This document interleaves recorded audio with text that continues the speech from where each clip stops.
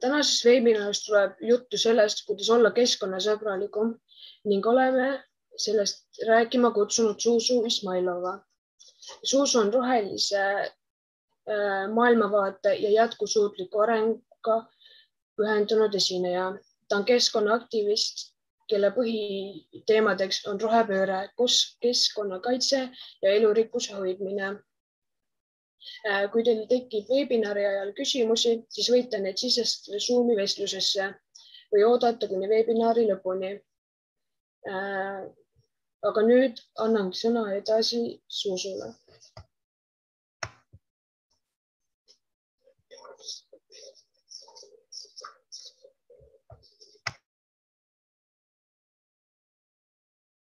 Zuzu, sind ei ole kuulda. Mikker on kinni.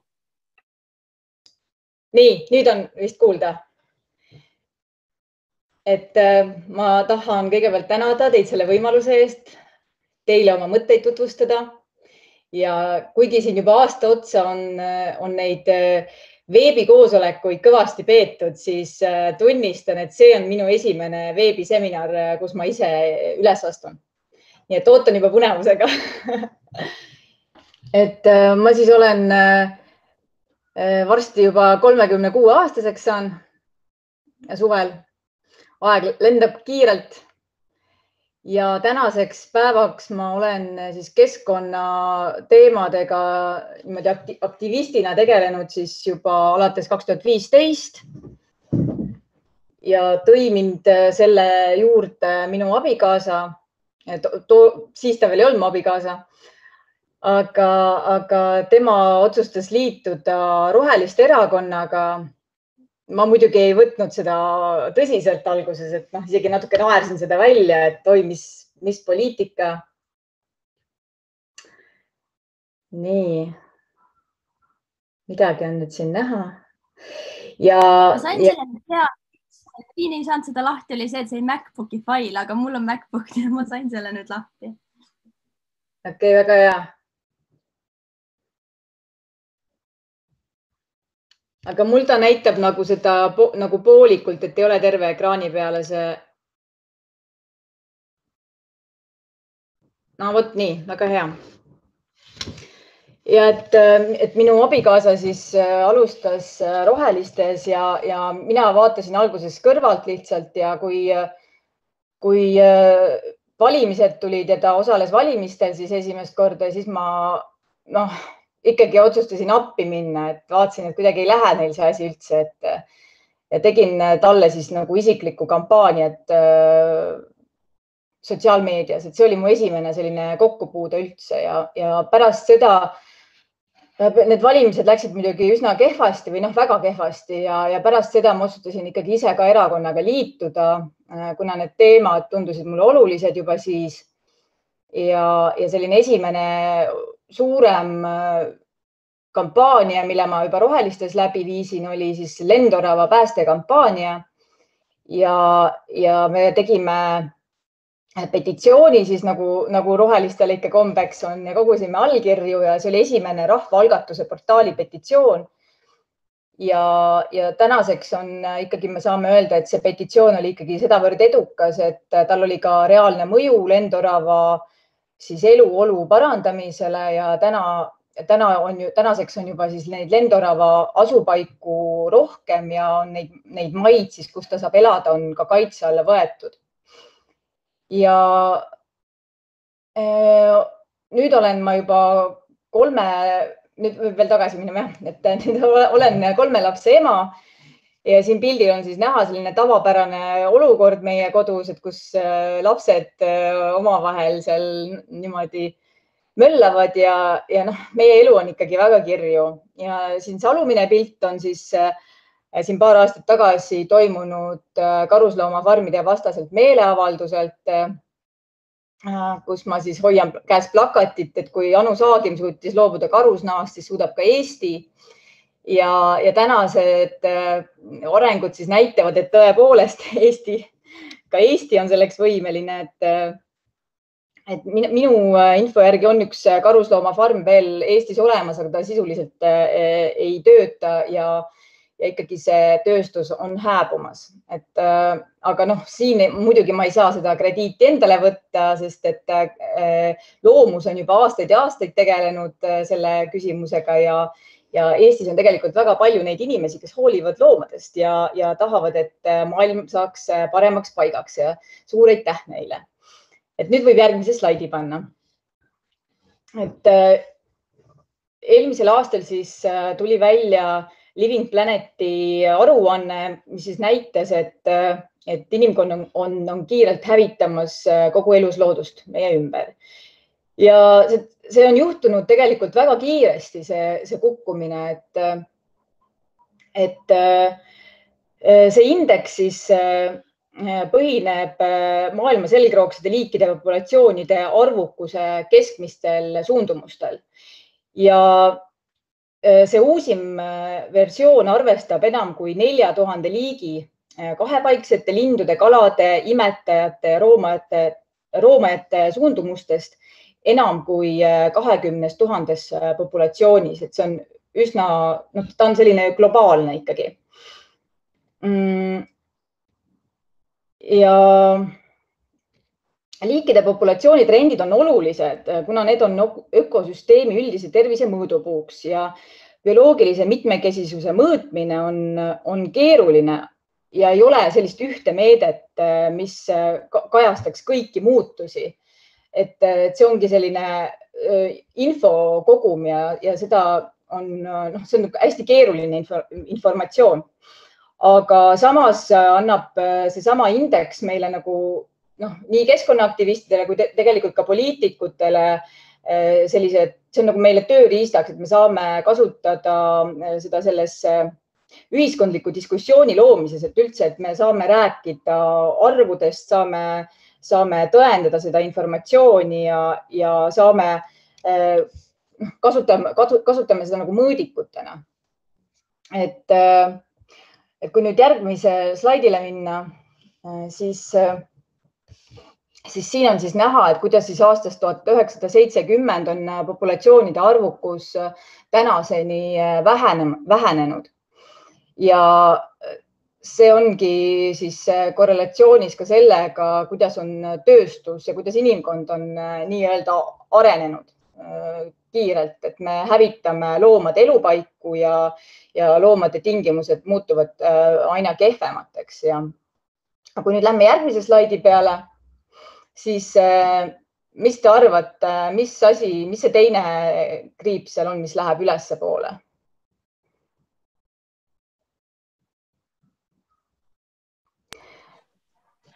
Inimkonna kasv. Et see on tegelikult kõikide riikide siis kogu majandusproduktid kokku. Ehk siis see number on 90 000 miljardit ehk siis 90 triljonit USA dollarit. Ja see, me näeme, et need asjad on omavahel seotud, et mida rohkem me teeme loodust rahaks, seda kehvemini, seda vähem meil loomi on. Et oleks muidugi lootust, kui inimkond ennast kiirelt kokku võtaks, et siis see loomade populatsioonide arvukus võiks nagu minna üles nagu selle lõvi, see vunts, näete, tal läheb siit see vunts ka niimoodi, üks vunts on ülesse poole, et loomadega võiks ka samamoodi minna. Ja kust siis tuleb kõik see, kus see probleem siis nagu on, et probleem ongi selles, et meil on loomadel aina vähem elupaiku ja nende elupaigad muutuvad, tingimused muutuvad kehvemateks, ookeanid happestuvad ja lihtsalt nad ei saa elada enam seal, kus nad võiksid elada. Ja selle põhjuseks ongi siis see, et inimene tahab olla väga edukas ja hõivab kogu aeg aina rohkem territooriumi.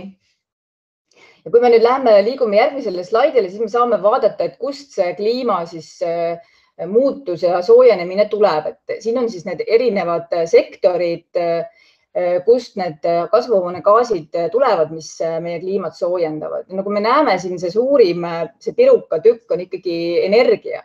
et me kulutame ääretult palju energiat ja oluline osa on muidugi ka maakasutusel. Et just seesama, et me muudame maa otstarvet, et kui seal on näiteks mets, on ju, džungel on peal ja seal elavad tiigrid ja ninasarvikud ja nii edasi. Et meile meeldib süüa magusat, pesta ennast mõnusa siidiseks tegeva šampooniga, aga ka see tooraine on ju, tuleb kõik millegi arvelt ja üks näiteks selline tooraine, mis meie metsi hävitab ja džungleid ja üldse loomade erinevaid elupaiku on seesama palmiõlikasvandused. Et palmiõli on väga paljudes toodetes tänapäeval, et seda on väga raske ära tunda. Selleks, et olla nagu selline teadlik tarbija, sa pead käima kogu aeg, põhimõtteliselt sul peab olema tagataskus luup, et hoolikalt siis vaadata, et sa ei ostaks midagi halba, midagi sellist, mis keskkonda kahjustab. Ja loomulikult siia kuulub veel ka siis loomapidamine, nagu me teame, et siis loomade kasvatamine toiduks on väga energiamahukas ja võtab enda alla väga palju maad, et see on üks põhilisemaid ja ka tegelikult ka palju vett. Ja kui nüüd siin edasi vaadata seda suurt kera, et siis me näeme, et siin oluline osa on siin ka transpordil ja siis ka inimeste siis majade soojustamise nagu küte. Et need on sellised teada-tuntud kohad, mis siis kõik kokkuvõtteks meie planeeti soojendavad ja loomade elupaikasid hävitavad. Ja kui me võime nüüd järgmise slaidi juurde minna. Et see on jah, et me oleme nagu harjunud või inimkond on nagu harjunud mõtlema niimoodi, et keskkonna hävitamine, et ta nagu ei ole võib-olla meile nii suure mõjuga, aga tegelikult on sellel ka väga suur mõju meie endi tervisele. Ja seesama kliimamuutused ja kliima soojenemine, et see põhjustab ka selliseid looduskatastroofe.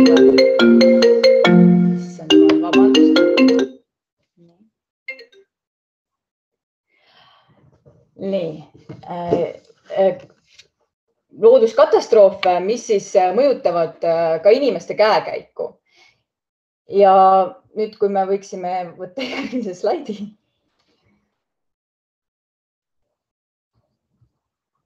Siis jah, et ÜRO värsked andmed näitavad, et 2000. aastast kuni siis 2019 on kliimamuutustest põhjustatud looduskatastroofide arv lausa kahekordistunud. Ja kui aastatel 1980 kuni 1999 registreeriti 3656 loodusõnnetust, siis 2000 kuni 2019 oli nende loodusõnnetuste arv juba 6681 ja neis hukkus 1,2 miljonit inimest. Aga see kogu mõju, negatiivne mõju kasvas siis, puudutas 4 miljardit inimest, et see on sisuliselt pool inimkonnast. Et need on sellised päris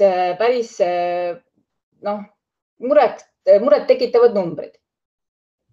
Ja nüüd, kui lähme, võtame järgmise slaidi. Et siis siin me nüüd näeme, mis on nende loodusõnnetuste kogu kahju rahas mõõdetuna. Et see on siis tõesti kosmilised numbrid on need, et see on sama hästi, me võime arvestada, et iga päev kulutada 1 000 000 eurot ja siis niimoodi 6600 aastat järjest. Et isegi seda on tegelikult võimatu ette kujutada ühe inimeluga võrdluses siis. Ja võtame palun järgmise. Ja tegelikult see kahju on veelgi ulatuslikum, sellepärast et paljudes kohtades, näiteks nagu Aasias, Aafrikas, neid kahjusid üldse ei mõõdeta, neid ei hinnata, aga samas on just nendes piirkondades väga palju õnnetusi, selliseid kataklüsme. Ja võime edasi minna. Ja siit siis nähtubki see, et kliimamuutustest tekib planeedil ka puhta joogivee defitsiit ja mitte ainult inimestel ja see tegelikult kliimamuutused põhjustavad ka seda, et mulda, mis sobiks toidu kasvatamiseks, jääb ka järjest vähemaks. Ja siis toimub muldade degradeerumine, seda nimetatakse ka kõrbestumiseks. Ja väga selline oluline tegur siin, mis ka meie kontinendil sellele kaasa aitab, et mullad muutuvad vaesemaks, on näiteks pestitsiidide kasutamine põllumajanduses. Et see on väga olulise mõjuga ja see vähendab muldade elurikkust. Et seal hakkavad sellised protsessid hakkavad kahjustuma, nagu mullaorganismide vahelised erinevad protsessid kahjustuvad ja muld ei ole enam nii viljakas. Ja öeldakse, et ÜRO ütleb meile, et meil on ligi 60 aastat siis alles veel, kus me saame nagu saaki nendest muldadest, mis meil täna on. Et kui me kiiresti midagi oma tegevuses ei muuda, siis me lihtsalt kurname oma mullad nii ära, et me ei saagi enam midagi kasvatada ja inimesed peavad hakkama, lähevadki liikvele. Sest et nende kodupaik muutub kõlbmatuks, nad ei saa seal kasvatada toitu, nad ei saa seal elada, õnnetused, erinevad üleujutused ja nii edasi. Järgmine slaid, palun.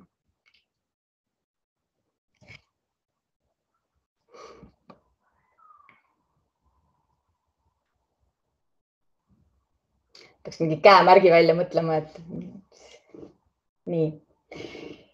Ja sellest siis tulenevalt, kui inimesed ei saa oma kodudes enam elada, siis tulevad uued probleemid, sõjad, rahutused, vähenevate ressursside pärast, sest inimeste esimene ikkagi kõige olulisem eesmärk on jääda ellu ja need vähenevad ressursid tekitavadki siis erinevaid selliseid konflikte ja suured inimmassid juba liiguvad. Et see on juba täna toimumas ja see põhjustab ka väga paljudele sellist tuska erinevatele inimestele siis erinevatel põhjustel. Ühed ei taha, et tulevad võõrad nende koju. Teistel on võib-olla mingid muud mured, aga fakt on see, et inimesed on liikvel, inimesed otsivad paremaid elupaiku. Ja mitte ainult inimesed, eks ka teised liigid, et ka meil Eestisse on lõuna poolt tulemas kogu aeg peale uusi liike, kes siis vaikselt tõrjuvad välja meie kohalikud liiguvad jällegi üles põhja poole ja selline see protsess on. Järgmine, palun.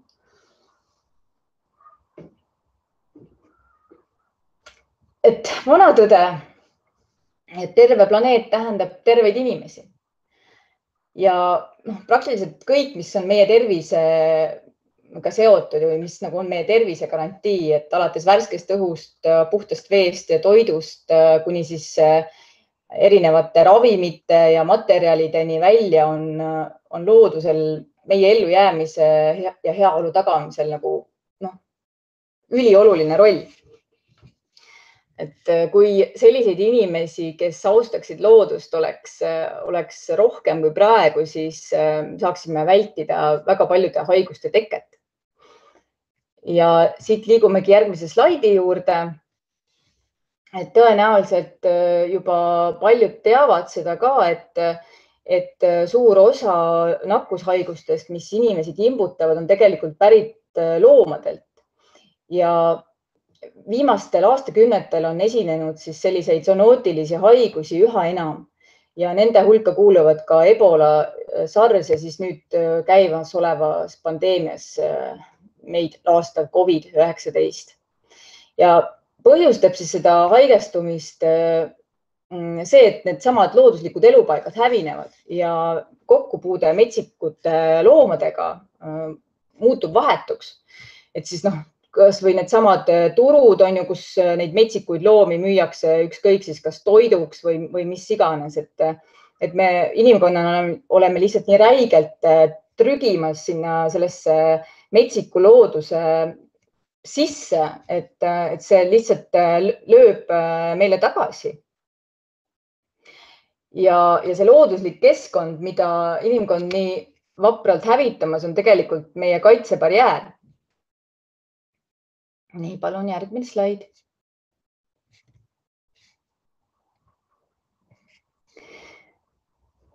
Et need ongi siis meie sellised igapäevased teemad. Tänaseks vist ei ole praktiliselt, ma arvan, sellises arenenud maailmas vist mitte kedagi, kes nagu ei teaks neid probleeme, mis meil on. Aga hea uudis on see, et keskkonnast hoolivaid inimesi ja seda probleemi teadvustavaid inimesi on aina rohkem ja nad on pühendunud meie ees seisvate väljakutsete lahendamisele ja tegutsevad ka reaalselt. Eestis on üsna palju keskkonnaorganisatsioone näiteks, kellega võib-olla te olete juba ka mõnega neist liitunud või te näiteks annetate neile või toetate neid kuidagi muud moodi, allkirjastate petitsioone ja taotlete ka kuidagi moodi neid muutusi, siis et me saaksime oma keskkonda paremini kaitsta. Ja võtame järgmise slaidi. Et kui keegi on näinud Mad Maxi filmi, kas olete näinud? Ei ole, mis seal toimub täpsemalt? No seal toimubki põhimõtteliselt täielik selline kataklüsm ja inimesi ongi maal väga vähe jäänud ja nad elavad siis sellises stsenaariumis, nagu meile põhimõtteliselt teadlased ennustavad, et kui inimkond kokku ei võta, et kuidas me siis hakkame elama tulevikus ja tegelikult see stsenaarium ei olegi enam ulmeline, et võib-olla 20 aastat tagasi oleks olnud ulmeline, aga täna, kui me vaatame seda, siis see pigem nagu on selline vaade tulevikku.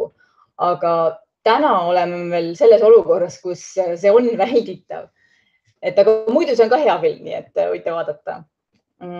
Ja võtame järgmise slaidi. Nüüd lõpuks siis jõuame nende teemadeni, et mida igaüks saab teha ise.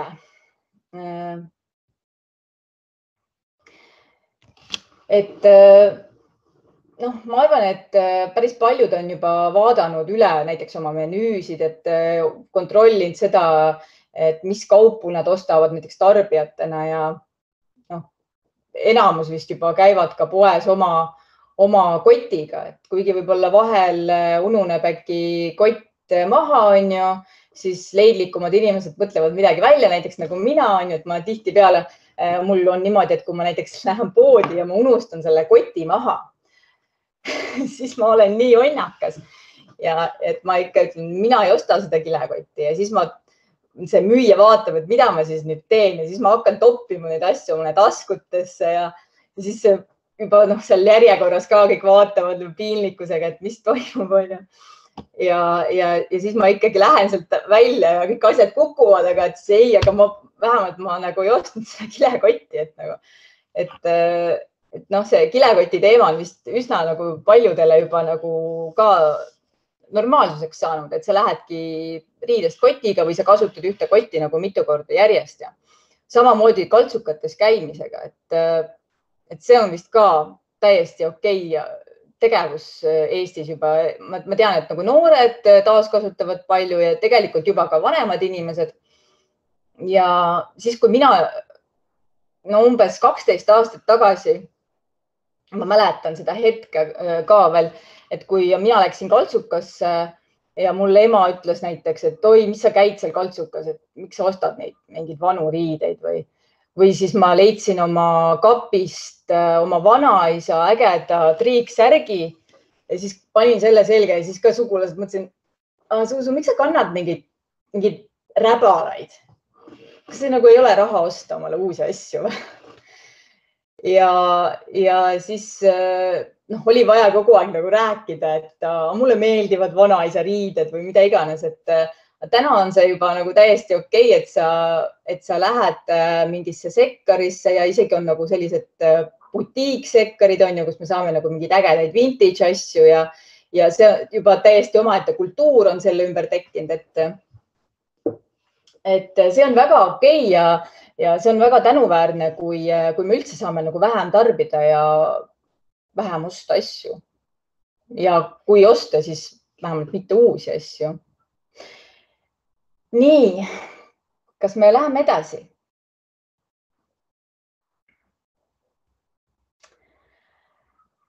Et selleks, et nagu teada, kuhu poole me peaksime nagu indiviidina minema, mida me peaksime oma elus muutma, et olla nagu rohkem öko ja kulutada vähem keskkondlikke ressursse, et siis me peame teadma üldse, kus me oleme. Ja on erinevaid selliseid internetis erinevaid kalkulaatoreid, kus me saame siis mõõta seda, et kui suur on meie ökojalajälg. Et tõenäoliselt mõned on seda teinud ka, aga seda on hea vahel uuesti üle korrata, et siis saab jälle korrigeerida oma, ma ei tea, kas menüüd või mingeid muid harjumusi. Et siia ma panin ühe lingi, mis oli minu arust väga tore ja kus on ka juures erinevad siis faktid ja seletused, et kus saab nagu ise ka õppida juurde. Et soovitan proovida seda. Nii. Võime vaadata. Nii. Nüüd on üks minu lemmik teema. Ja see on rohepesu. Ja miks see on oluline ja kuidas see toimib, on siis see, et see on selline turundusmeetod, kuidas siis mõjutavad ettevõtted mingit toodet ostma sellega, et inimene siis arvab, et see toode on väga hea, ta on öko, keskkonnasõbralik, aga tegelikult seal taga ei pruugi üldse selline olla. Ja ettevõtjad ja erinevad turundajad on selle juba aastaid tagasi tegelikult ära tabanud, et inimestele tegelikult meeldib olla keskkonnasõbralik ja nüüd on selle ümber tekkinud ka selline kultus ja see muidugi on hea selles mõttes, et kui see on väärtus omaette, aga seda on hakatud nagu väga halvasti ära kasutama. Et siis, kus nagu läbi erinevate kommunikatsioonitehnikate manipuleeritakse inimestega. Et ma natuke räägin sellest lähemalt, et miks see näiteks probleem on. Et me võime võtta järgmise slaidi ka.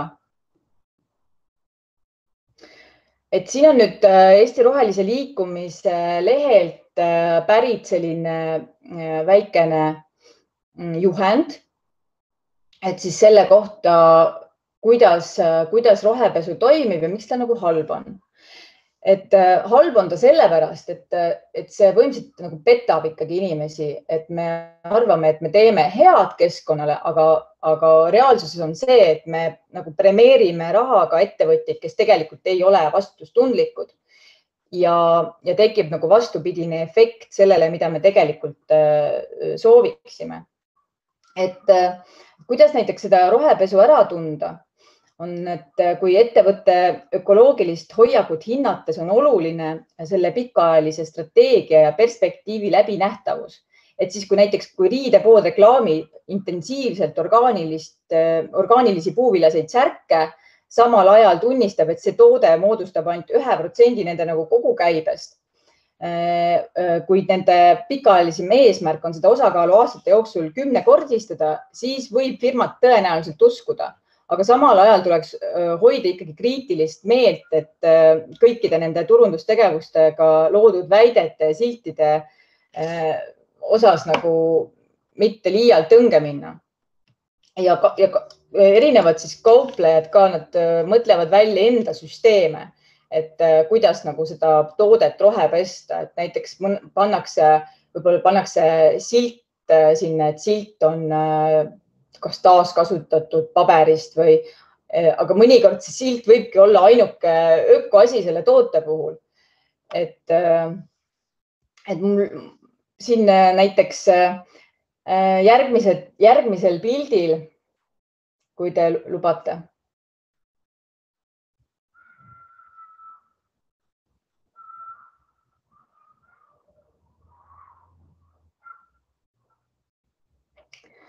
Vot niimoodi, et võib-olla te ei tea, kes need inimesed on, aga ma räägin teile.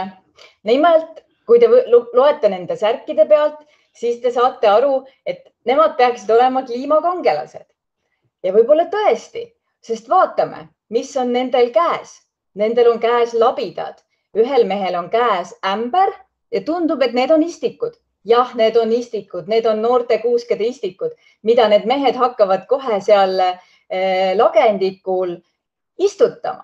Suurepärane, tõepoolest, puud on maailmale kasulikud, nad toodavad meile hapnikku ja muudavad maailma rohelisemaks. Võib-olla tegu ongi kliimakangelastega.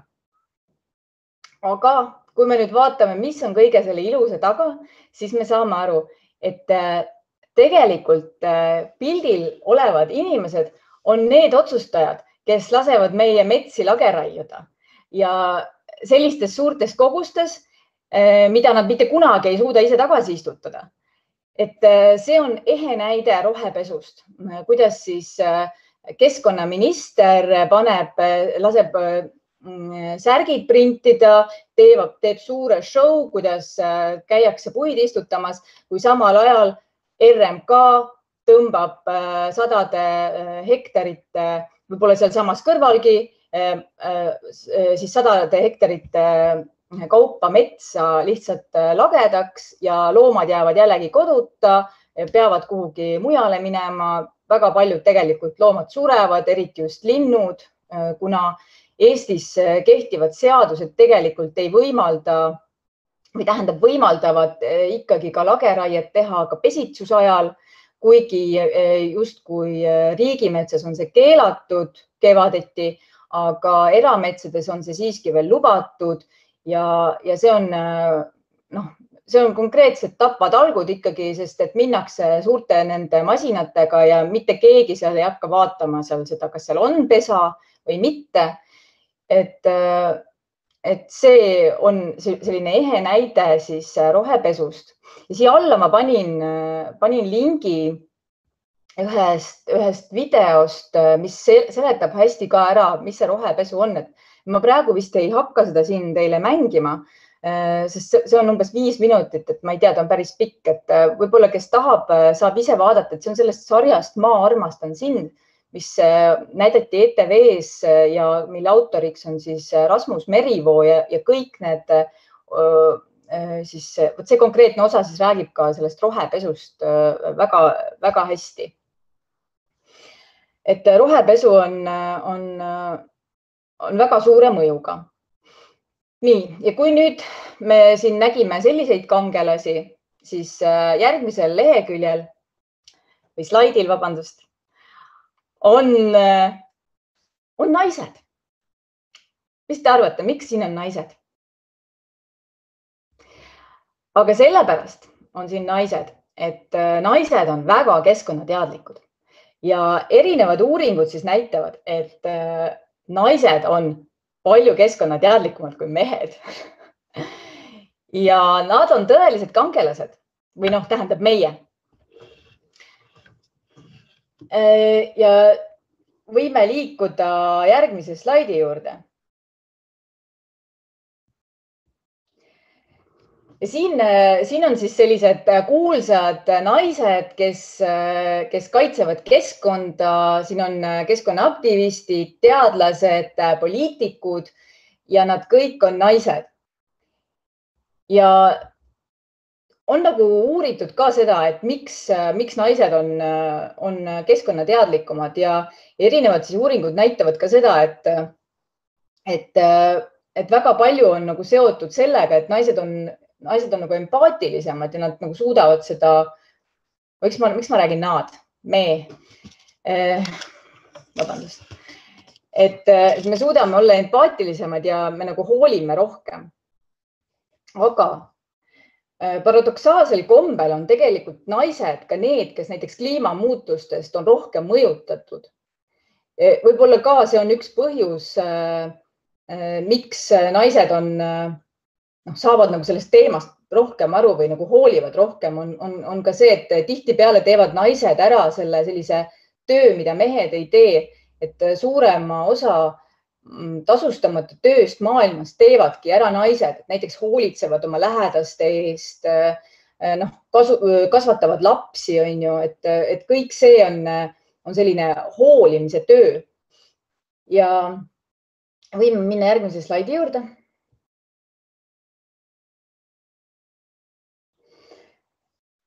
Et eriti nagu kannatajateks on siis naised nendest riikidest, kus on väga väikesed sissetulekud ja seal on naised väga tihti just seotud, nad sõltuvad hästi palju sellest loodusest, et näiteks nad peavad siis traditsioonilisi majapidamistöid tegema ja selliseid hoolekande ülesandeid nagu küttepuude korjamine ja vee toomine. Ja siis need tööd on tavaliselt jäetud siis naiste ja tüdrukute kanda. Ja kui metsad on maha raiutud ja põuad pikendavad jalgsi läbitavat maad lähima veeallikani, siis peavad naised neid ülesandeid, nagu see võtab hästi palju nende ajast ära ja igal juhul naised jäävad kannatajateks.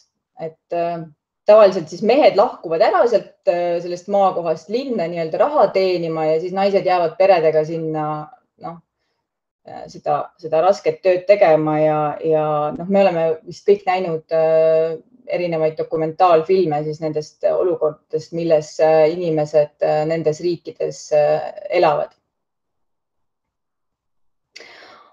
Aga lähme järgmise slaidi juurde. Et kõik see, millest ma siin eelnevalt siis nagu rääkisin, et naised mõtlevad rohkem keskkonna peale ja et nad tarbivad keskkonnateadlikumalt, et siis on uuritud ka, et miks näiteks mehed ei taha seda teha. Ja kujutate ette, et uuringud näitavad näiteks, et mõned mehed kardavad olla nagu keskkonnateadlikud või üldse näiteks kas või pidada taimset dieeti lihtsalt sellepärast, et nad kardavad, et siis neid peetakse geideks. Et paljud mehed on oma sooidentiteedi pärast nii mures, et see nagu takistab neil. Et meil ühiskonnas on nagu veel päris pikk tee minna, et me saaksime me kasvataksime oma poegadest sellised mehed, kes ei pea kartma seda, et äkki keegi arvab, et nad on geid ja tegelikult gei olla on täiesti okei. Ja see on siis, võtame järgmise slaidi. Aga vastukaaluks sellele, et mehed kardavad olla keskkonnasõbralikud, mõned mehed, siis teised uuringud jällegi näitavad seda, et mehed, kes on keskkonnast hoolivamad, siis tegelikult nad on naistele meeldivad rohkem. Ja selline, võite guugeldada, see on siis The Green Mate Appeal ja naised valivad endale partnereid, siis nad vägagi jälgivad seda, et kuidas mees suhtub keskkonda, loomadesse, endast nõrgematesse, et kas ta on hooliv ja nii edasi.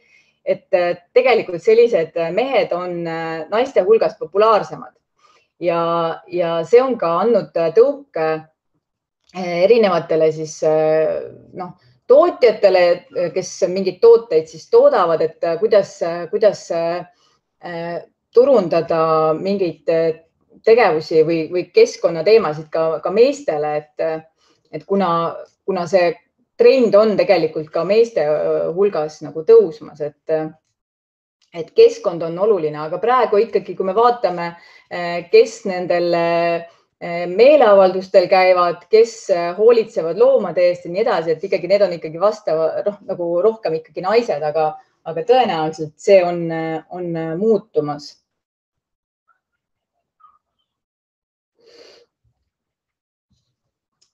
Ja üks konkreetne uuring siis näitas ka, et mehed võivad loobuda näiteks korduvkasutatava poekoti kandmisest lihtsalt sellepärast, et nad arvavad, et naised arvavad, et nad ei ole piisavalt mehelikud.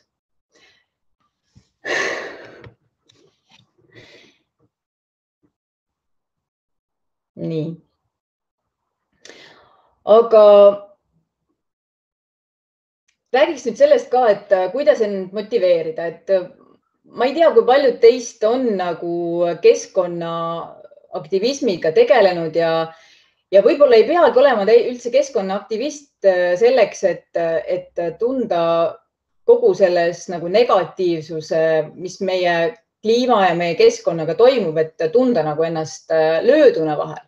Et see on väga tihe selline teema, mida ma näen vahel ka enda pealt ja oma lähedaste pealt, kes nagu tahavad väga keskkonda ja näiteks meie metsi ja loomi päästa, aga need muutused on väga aeglased ja näiteks kui me vaatame neid negatiivsed asjad, mis toimuvad, need toimuvad nagu kiiresti, et või alati ei peagi nagu negatiivne olema, aga näiteks kui me võrdleme mingit protsessi, et kus me tahame, et näiteks mets kasvaks tagasi lagendikule, eks siis see võtab nagu aastakümneid aega, aga mingi negatiivne protsess, näiteks kus see mets sealt maha võtta, see käib ühe päevaga ja sul on see tehtud, on ju. See võib olla nagu väga demotiveeriv. Ja sellised positiivsed muutused tõesti ei sünni nii kiiresti, kui näiteks valmib üks viadukt või kõrghoone. Ja need sellised negatiivsed sündmused võivad ahastama panna ja ka keskkonnaaktivistid tihti põlevadki läbi, sest et minnakse väga suure hurraaga peale, aga need head muudatused ei tule nii kiiresti ja see läbipõlemine on tõesti kerge tulema. Ma mõtlesin, et ma räägin ka natukene sellest, et kuidas on oluline tähistada väikseid võite. Et kui näiteks kas või päästad selle üks loom korraga seda maailma, et kui ma ise 2019 valimisi ei pääsenud Riigikokku, ma olin ikka väga löödud, sest ma niimoodi punnitasin ja ma ei saanud. Ja siis läks mingi aeg mööda ja tõin prügikasti juurest, keegi oli mingid taimed ära visanud. Ja tõin neid sealt prügikasti juurest ära ja täna on need taimed ilusad, suured ja mu esitlus kadus kuhugi ära. Nii, et siis ma mõtlesin selle peale, et okei, mul ei õnnestunud praegu Riigikokku pääseda, aga ma päästan seda maailma üks väike samm korraga. Et see on väga oluline endale meelde tuletada ja sellised muidugi praegu koroona ajal on nagu keeruline, et üldse nagu oma sõpradegagi kokku saada ja suhelda niimoodi, et aga ikkagi, kui selleks vähegi võimalus tekib, siis sellisest koos olemisest ja omavahelisest suhtlemisest on tegelikult ikka väga palju abi. Et kui me näeme, et me ei ole oma probleemidega üksi, et tegelikult meil kas või siinsamas Eestis ja mitte ainult, et näiteks roheliste võrgustikus meil on ka väga palju inimesi, kes samamoodi tunnevad ennast vahel halvasti sellepärast, et neid probleeme on veel palju. Aga kui me saame jagada oma muret ja võib-olla ka häid ideid, kuidas mingeid asju ellu viia, siis on võimalik seda muuta, et mitte tunda ennast nagu lööduna.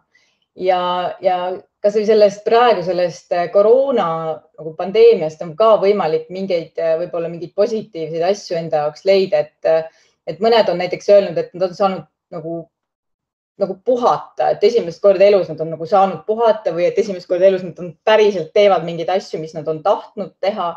Muidugi siin on nagu väga palju halbu külgi ka, aga on oluline nagu leida ikkagi seda positiivset ja vot see pilt, mis mul siin praegu ees on, et mulle väga meeldib selle pildi nagu see point, et miks mitte alla anda, et see on sellepärast, et see on meie kodu. Peame oma ümbruse eest hoolt kandma ja see armas vihmakonn, tema naeratab selle peale, et kui me mõnikord nagu mõtleme, et miks ma seda teen või et kas sellest on kasu, siis jah, alati on kasu, et kui kas või ühel vihmakonnal tekib sinu tegevuse peale naeratus suule, mida muidugi ei juhtu, aga siis sa oled juba nagu teinud palju. Ja teadus on selles mõttes nagu ühene, et meie planeedi tervis ja meie tervis, inimkonna tervis on omavahel seotud. Et kui eelmisel aastal oli tegelikult väga palju erinevaid looduskatastroofe, et põles ju Austraalia, Amazonas, Arktika, erinevad ekstreemsed ilmastikuolud tihenesid, kuumalained Euroopas ja mujal. Ja siis tagatipuks veel ka see viirus, et see oli nagu päris hull aasta, aga täna nagu ma ikkagi olen selles mõttes, vaatan tulevikku entusiastlikult ja positiivselt, sellepärast et see aeg on olnud nagu hea selleks, et inimesed on saanud ka järele mõelda, võib-olla sellele, mis on elus päriselt oluline ja on andnud ühiskonnale selle tõuke muudatusteks. Ja kuigi kõik varasemad kriisid on ületatud looduskeskkonna nagu arvelt, et see taastumine on olnud looduskeskkonna arvelt, siis tegelikult see ei peaks nii olema ja paljud riigid ja paljud riikide juhid tegelikult juba ka mõtlevad sellele, et kuidas edasi minna selliselt, et tulevik oleks roheline, et meil üldse oleks tulevik ja ma usun seda, et kui ka meil siin Eestis õnnestub oma riigijuhid nagu sinnamaale saada, et hakataks nagu päriselt mõtlema selle peale, et kuidas tuleks kõigil parem, et võib-olla ei pea seda metsa ikkagi nii hullult maha võtma ja et me saaksime nagu hoolida teistest liikidest ka peale iseenda. Et tänased poliitikud teevadki neid otsuseid, mis mõjutavad meie tulevikku ja ka tegevusetus on tegelikult otsus ja mina olen otsustanud, et mina tegutsen ja ma soovitan kõigil seda. Ja minu ettepanek on, et me ei ole lihtsalt pealtvaatajad ja anname teada, mida me mõtleme ja teeme oma hääle kuuldavaks ja küsime poliitikutelt neid seadusi, mis aitaksid meil järje peale saada selliselt, et aastaks 2030 oleksime looduse taastamise teel, mitte vastupidi. Ja isegi president ütles oma viimases kõnes, et oli selline üsna poliitiline kõne oli, et president Kersti Kaljulaid ütles tulevasi kohalikke valimisi silmas pidades, et inimesed võiksid lausa ise kandideerida. Et mina ka julgustan seda tegema, et siin mõned aastad tagasi me kutsusime ka inimesi kandideerima sellega, et kuna hästi palju oli nagu seda pettumust, et inimesed ei tahtnud nagu kedagi valida ja poliitikast oli siiber, siis me ütlesime, et kas sul ei ole kedagi valida, aga tule vali iseennast. Ja päris paljud tulidki ja valisid iseennast, et see on ka üks mõte, mille Kersti Kaljulaid välja ütles ja millele ka mina alla kirjutan. Ja nõudkem siis poliitikutelt paremat tulevikku ja ma usun, et see on võimalik, et ärme nagu lihtsalt vaata pealt ja kõik need väikesed teod, kas või see poekotiga poes käimine, liha vähendamine, tule ära kustutamine, et kõik need on olulised sammud, et meile vahel tundub, et need on väikesed, aga kui me paneme tähele seda, kuidas me ise käitume, siis me saame seda nõuda ka teistelt. Ja mina üldse ei ole seda meelt, et kõik sõltub ainult üksikisikust, väga palju sõltub ka või enamus sõltubki tegelikult ikkagi riigijuhtidest ja kui me vaatasime seda suurt pirukat sealt alguses, et kust sektoritest see saaste tuleb, siis tegelikult need on poliitilised otsused, mis on meie juhtide kätes, aga meie saame nõuda oma juhtidelt neid paremaid otsuseid. Et ma ei tea, kas meil on aeg läbi või kuidas meil sellega on, et meil läks alguses natuke kauem, aga ma vist jõudsin oma slaididega põhimõtteliselt lõpuni.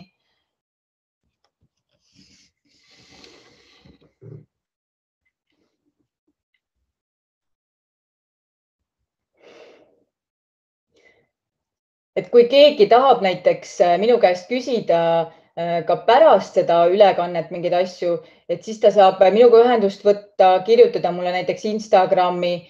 Mul on seal viimasel slaidil on minu Instagrami konto siis andmed ja tegelikult saab mulle ka Facebooki kirjutada, et kui keegi on eestlaslikult tagasihoidlik ja ei julge teiste ees rääkida, tahab minuga eraldi, siis see on täiesti teretulnud.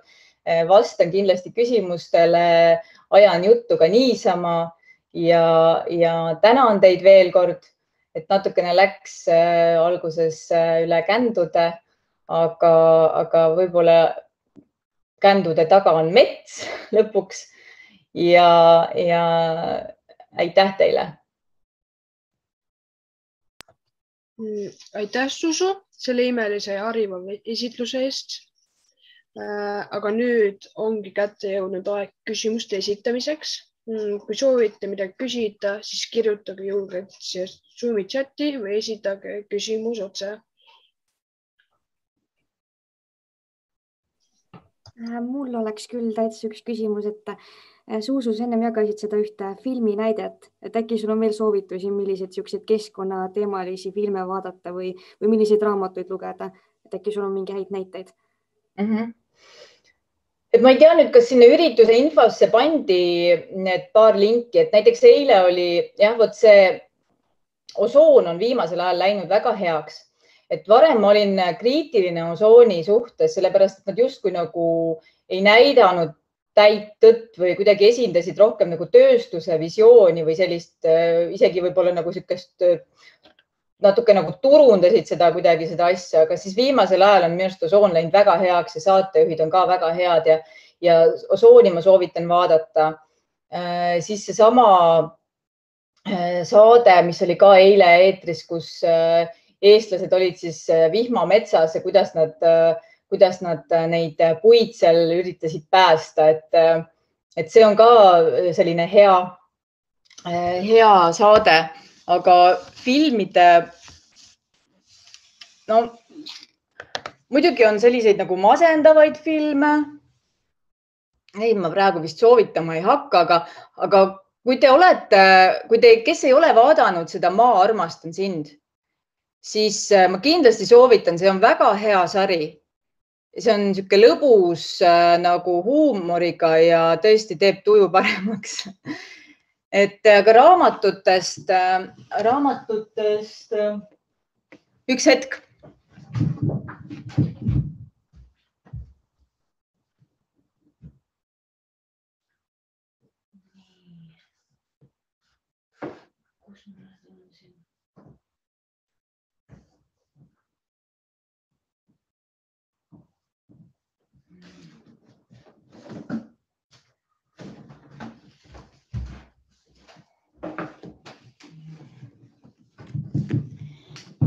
Et raamatutest võib-olla ma soovitan seda raamatut, mis on siis Suur maailm, väike planeet, küllus planetaarsete piiride raames.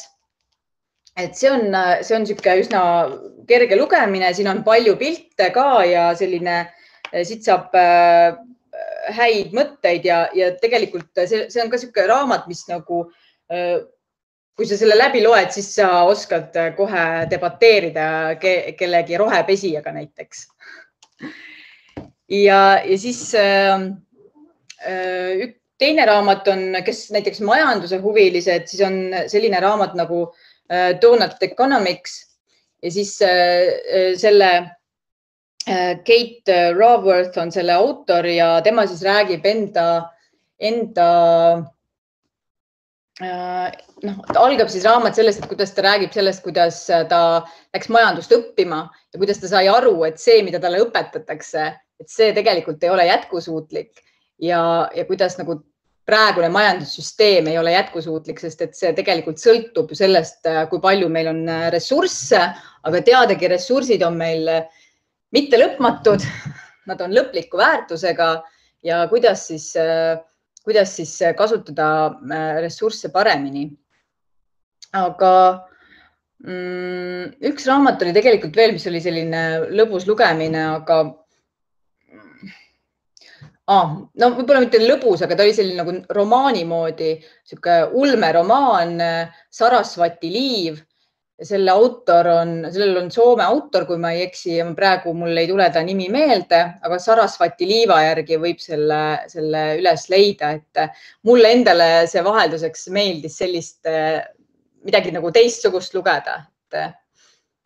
Et see oli sihuke tore. Aga kas on äkki veel küsimusi? Mul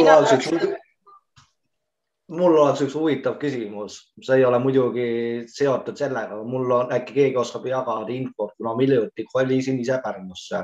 Ma elan väike postikoll. Kas keegi oskab mulle selgitada? Õpin ise Pärnu Kutsehariduse Keskuses, õpin kutsevaliku eriala, siis seal on mul räägitud, et on selline koht olemas nagu Uub, kui ma ei ole isegi tegelikult kunagi koha peal seal käinud. Kas keegi oskab mul selgitada, kuidas ma leian selle üles Pärnus, kui ma tahaksin tulla ja mis seal üldse teha saab? Et ma tean, et selline koht on olemas, aga ma ei ole nagu ise täpsemalt uurinud, et mis seal umbes teha saab Uubis. Siis on see küsimus tänastele korraldajatele. Kas sobib, kui me sulle natukese aja pärast räägime, praegu veel esitame sulle mõned küsimused?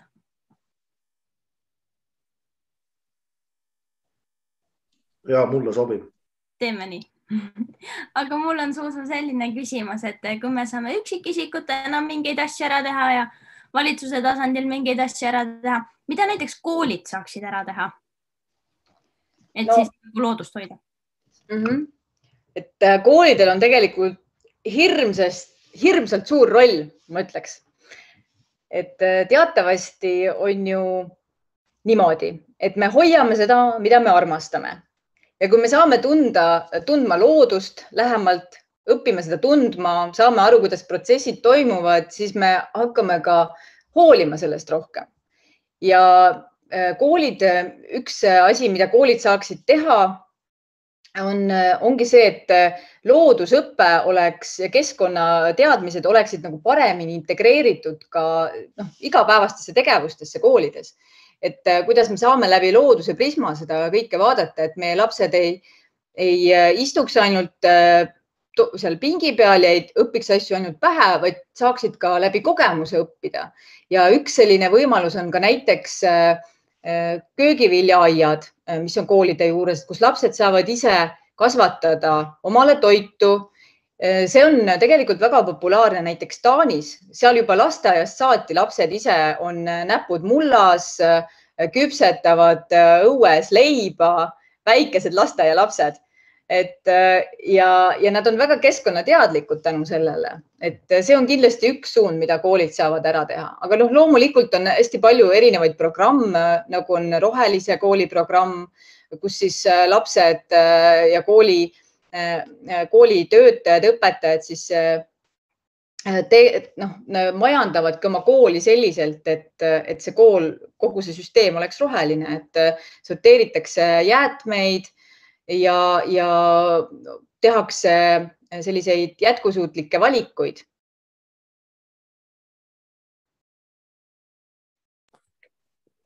Nii, minul on üks küsimus, mis on seotud pigem siis meie igapäevase eluga, tarbimise ja muu majandamisega.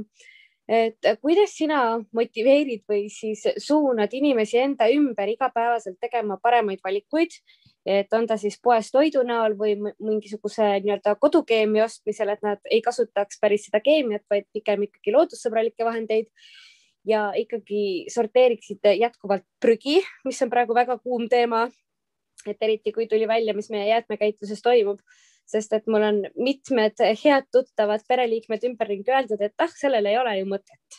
Et tegelikult mõte on, aga kuidas neid motiveerida või rohkem ikkagi survestada, et nad seda teeksid? No, survestada me võime ju oma mingid väga lähedasi, et vanemad võivad survestada lapsi näiteks sorteerima jäätmeid või siis sööma tervislikult on ju mingi piirini, aga sõpru me väga survestada ei saa, et pigem ikkagi selle präänikuga minna.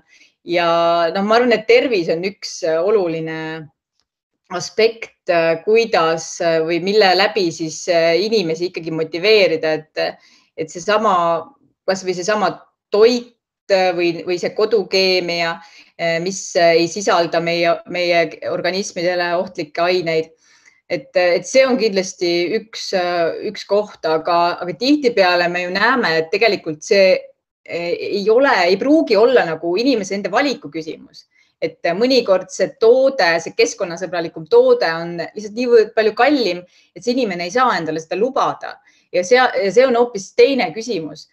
Ja kui, et see ongi selle küsimuse lahendamine on jällegi riiklikul tasandil, et kuidas teha niimoodi, et keskkonnasõbralikud tooted oleksid konkurentsivõimelisema hinnaga, et täna me ju subsideerime kõiki fossiilkütuste baasil tehtud tooteid, neid suuri pakendeid ja sellepärast nad tunduvadki meile odavad, aga sest et selle toote tegelik väärtus ei kajastu selles hinnas ja sellepärast tihtipeale jäetaksegi see keskkonnasõbralikum toode sinna poodi. Üks muidugi motivaator võib olla ka see, et me lihtsalt tarbime vähem, et me võib-olla jätamegi selle toote üldse ostmata ja mis puudutab nüüd seda jäätmekäitlust, siis tõesti see on probleem.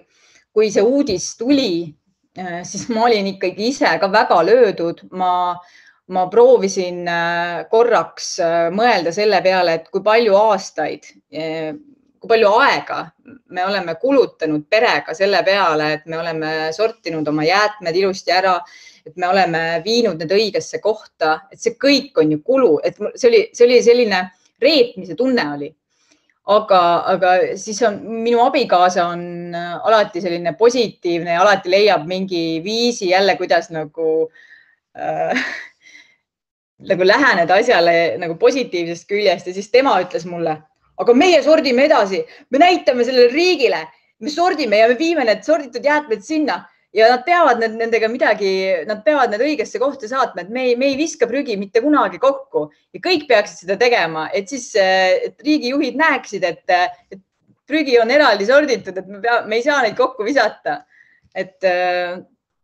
Aga kui rääkida nagu reaalselt sellest, et mis samme oleks vaja astuda, et meie jäätmesüsteem oleks nagu päriselt jätkusuutlik ja tõhus, siis riik peab hakkama panustama reaalselt raha sellesse, et ehitada käitlusjaamasid. Et meil Eestis tegelikult ei ole väga neid käitlusjaamasid ja mina ikkagi näen, et käitlussüsteem, prügikäitlus või jäätmekäitlussüsteem ja ka kogumise süsteem peaks olema keskne.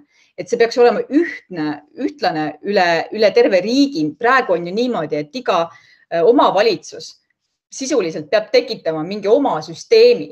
Et see lihtsalt ei tule kokku. Et kui omavalitsused on nii erinevate suurustega, Tallinnal on palju rohkem vahendeid ja saabki seda paremini korraldada kui võib-olla mõni väiksem omavalitsus.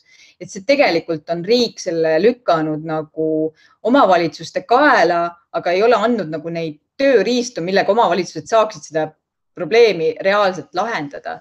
Et ma näen, et uuel keskkonnaministril on siin ikkagi väga põhjalikult tööd vaja hakata tegema. Ja mida me saame jällegi teha on see, et me saame nõuda seda, et me saame kas või kirjutada keskkonnaministrile, et kuule, kaugele selle asjaga nüüd on, et ta peab hakkama vastama. Aitäh vastuse eest.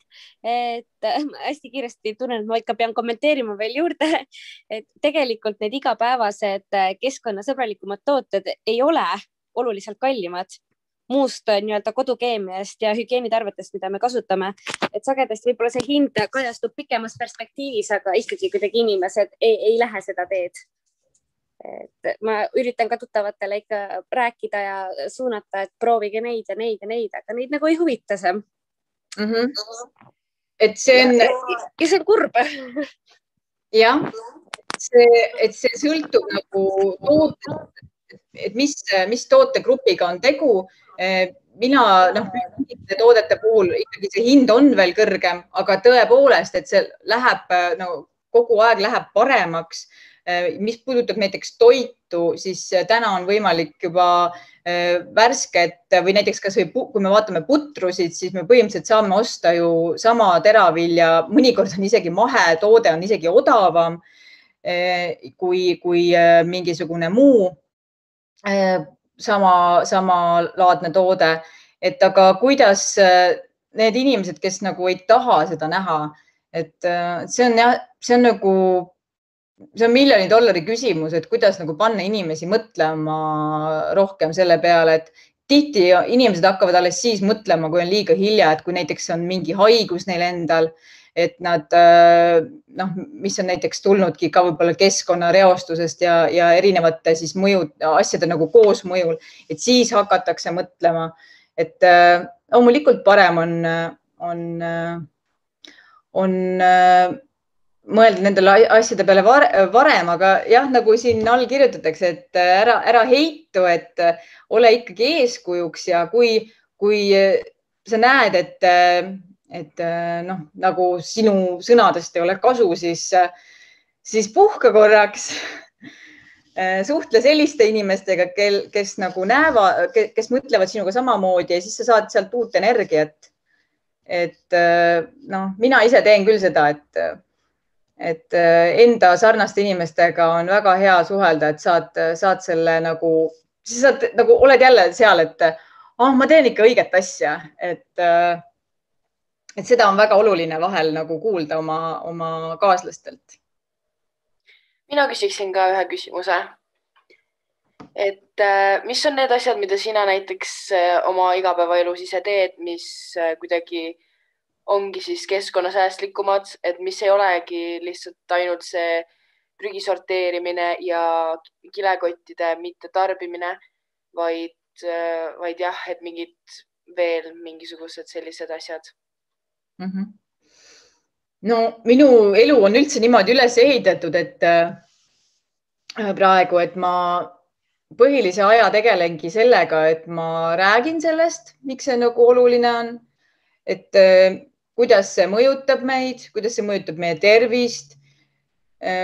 Igapäevaselt muidugi ka veel see, et mul on lapsed, ma pean nende eest hoolt kandma ja me nagu pereelus nagu kogu aeg peab ikka ka lastele meelde tuletama, et näiteks nad tahavad ju, nad on lapsed, nad tahavad mänguasju näiteks endale. Neil on väga palju mänguasju ja kui nad näiteks tahavad jälle mingit uut asja saada, siis meil on nagu see reegel, et sa pead millestki siis loobuma, ära kinkima või viima uuskasutuskeskusesse, et nagu ei seisaks asjad niisama, et neid ei toodetaks juurde, vaid et asjad oleksid pidevalt nagu ringluses. Et näiteks üks aspekt on see, et siis teine võib-olla see, et ma viimasel ajal olen hakanud jälle rohkem ise süüa tegema, et me tellime toitu vähem koju. Ja see on nagu ka tervisele hästi mõjunud, sellepärast, et nendel tellitud toitudes on ikkagi väga palju selliseid varjatud suhkruid ja mingisuguseid selliseid aineid, mida sa muidu nagu ise oma toidu sisse ei paneks. Et see on kindlasti see, et planeerin oma oste, et ma ei läheks poodi ja lihtsalt ei ostaks mingi emotsiooni pealt midagi. Vaatan, et võimalikult nagu vähe või et põhimõtteliselt, et ei läheks toitu raisku, aga kuigi väikeste lastega ikka seda juhtub, siis õnneks meil on koer, kellele saab sisse sööta mingeid, et ma ei teagi, kus ta on, tipsu. Et näiteks kas või see, et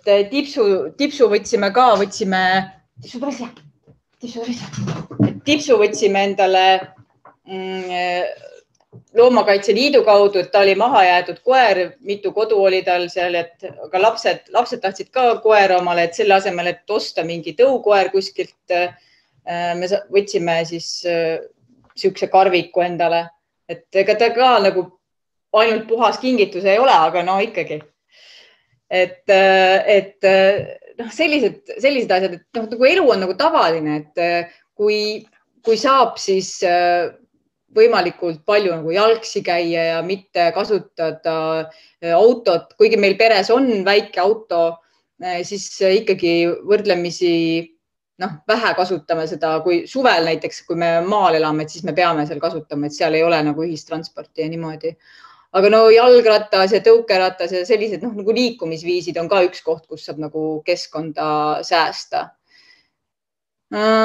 Mis veel? No ja muidugi taaskasutus üldse, et mul on kodus, see korter on meil nüüd paar aastat olnud ja siis, kui me seda sisustasime, siis me enamus asju ikkagi leidsime kuskilt taaskasutusest, et see laud, mis siin on, et see on näiteks Märjamaalt pärit, üks pere sai omale maja sealt ja siis nad tahtsid kõik asjad seest välja visata ja siis nad kuulutasid Facebookis, et kes tahab lauda ja siis me sõitsime Märjamaale, tõime selle laua. Üliäge laud on, saab suureks teha ja väikseks teha tagasi ja siis hoiame asju ringluses, et mida me ise enam ei taha, siis anname kellelegi ära ja käime suvel või sügisel käime metsas, korjame marju, kui on. Siis meie maakodu lähedane seenemets võeti küll maha, aga avastasin oma maakodu aiast, meil on seal hästi palju vanu puid, avastasin sellise seeneliigi nagu külmaseen ja meil on nagu seda metsikult palju ja siis ma korjasin neid seeni hästi palju ja siis me nagu sööme neid talvel näiteks, siis me nagu ka vähem kurname keskkonda ja sellised asjad kõik. Suur aitäh. Väga sisukas vastus oli. Ma tänan. Aitäh. Nii, mis oleks meie riigis keskkonnasõbralik alternatiiv elektri tootmiseks, päikesepaneelid või tuulegeneraatorid? Kas selleks piisab, et tagada meie elektrijulgeolek või hoopis 4. põlvkonna tuumajaam? Et tänased tehnoloogiad, mis on olemas, milleks on siis tuulikud, päikesepaneelid ja loomulikult ka vesinik juba, kui meil on võimalik nagu erinevaid salvestustehnoloogiaid ka kasutada, need tegelikult nendest piisaks. Et kui me suurendaksime nende taastuvenergia liikide osakaalu meie energia tootmisest, tegelikult me saaksime hakkama. Et loomulikult alati on hea, kui on mingid varuvariandid olemas. Et sellisteks varuvariantideks võiksid olla võib-olla siis sellised kohalikud väikesed koostootmisjaamad, millest saab põhust toota energiat ja sooja. Aga lõppkokkuvõttes ikkagi nendest taastuvenergiaallikatest peaks piisama.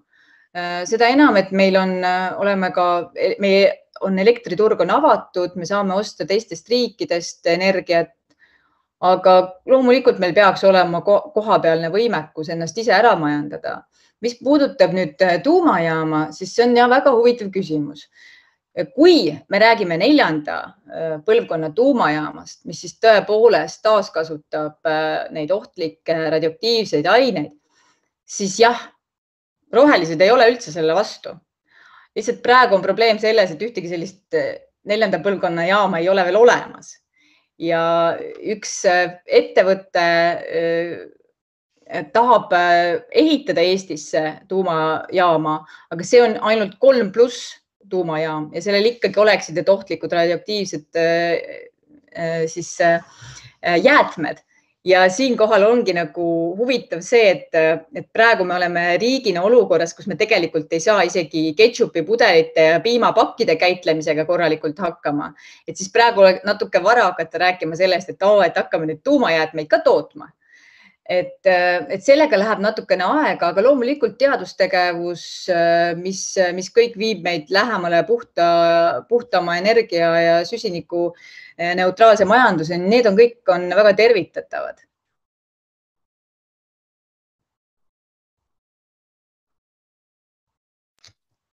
Aitäh. Kas kellelgi on veel küsimusi? Mul on igapäevane küsimus, et ma näen päris palju igal pool prügi maas ja tavaliselt on põhjuseks see, miks ma seda üles ei korja. Ongi see, et ma ei taha näiteks, et on vihma sadanud, ma ei taha oma käsi määrida või mul on kiire, kui mul ei ole seda kuskile panna. ja et mis oleks sihuke alternatiiv, ma ei tea, kas siis koti või siukse, ma ei teagi, laekana või kuidagi, kuhu asju panna kiirelt või kindlalt või ma ei tea, kuidagi sihuke roheline võimalus kuidagi seda nagu teha. Ma arvan, et kõige rohelisem ongi see, et kui sa taaskasutad lihtsalt mingit kotti, ma ei tea, kas see on mingi saiakott või mis iganes, et lihtsalt hoiad selle omal seal taskus, kui käid väljas, et võib-olla mõni riidest kinnas, et sa võid ju ühte kinnast kasutada, seda saab vahepeal pesta ja siis hoiadki selle omal taskus või kui käid koeraga, ma ei tea, kas sul on koer, et kui käid jalutamas, et siis saad seda prügi korjata ära, et ega seal mingit, mina küll ei tea, et nagu mingi spetsiaaltoode on olemas.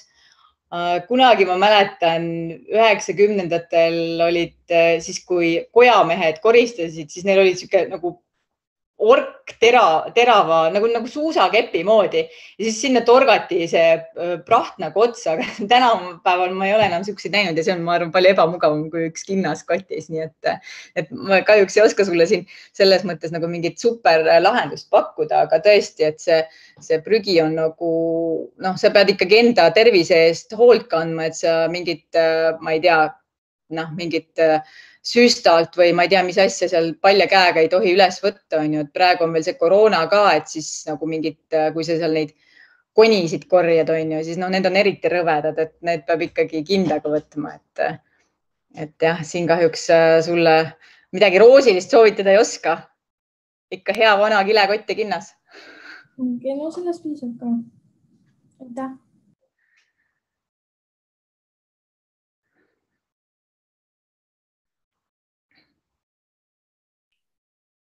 Ma võin vahepeal lihtsalt kommentaariks öelda, et eelmisel kevadel, ma elan siin Põhja-Tallinnas Sõle tänaval ja meil on niisugune vana paneelikas, mingi 60ndate aastate vist või mingi 70ndate aastate paneelikas ja siis siin tegime tiiru ümber selle maja ja ma ei mäleta, kas me koristasime pool tundi vist või ja siis me saime nagu suure kotitäie konisid.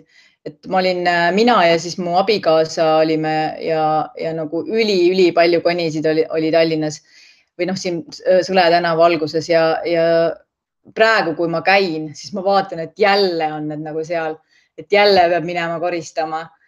Et ma ei tea, nagu hullumaja.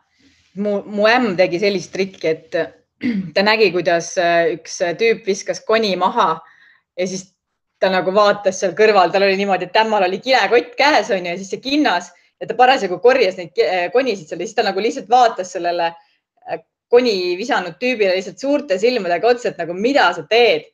Ta ei öelnud mitte ühtegi sõna ja siis see tüüp koristas oma koni nagu ise ära ja viis prügikasti nagu. Aga see on nagu keeruline. Aga selles mõttes, et ma kujutan ette, et kui nagu enamus inimesi vaataksid koni loopimisele nagu kõveralt peale niimoodi, et kuule, mis teed, see on meie loodus, see on meie nagu keskkond, et ära riku seda, et siis nagu see hakkaks paranema ka. Et prügikastide juurde panemine ei aita, sellepärast, et need prügikasti ümbrused, see prügikast ei huvita kedagi, et visatakse ikkagi põrandale maha,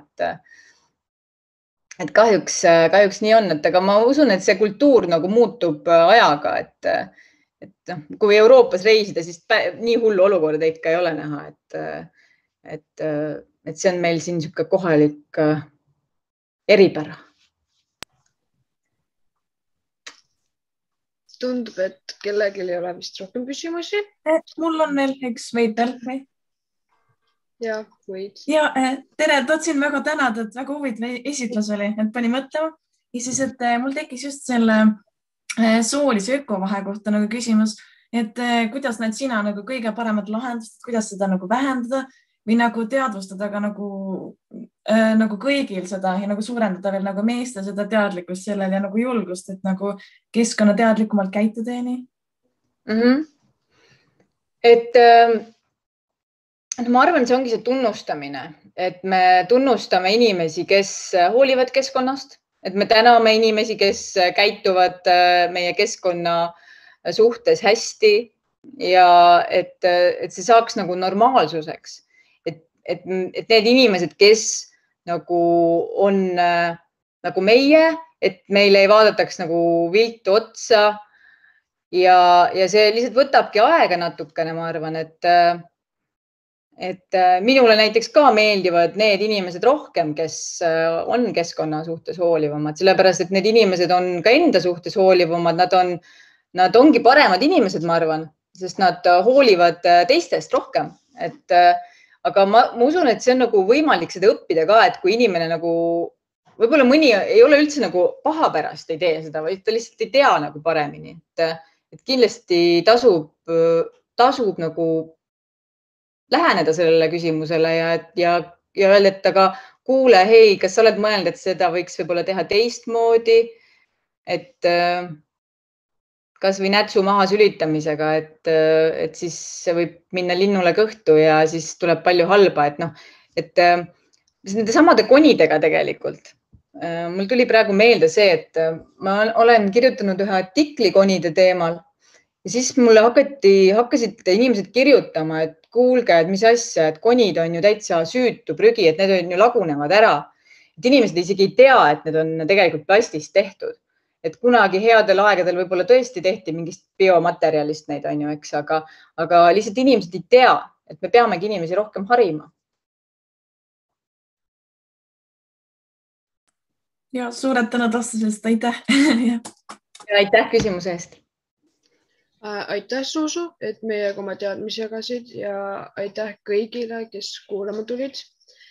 Kui teil jäi mingi küsimus küsimata, siis võite Zuzule Instagrami kirjutada. Aga ma enda poolt ütlen aitäh ja nägemist. Aitäh ja kõike head teile!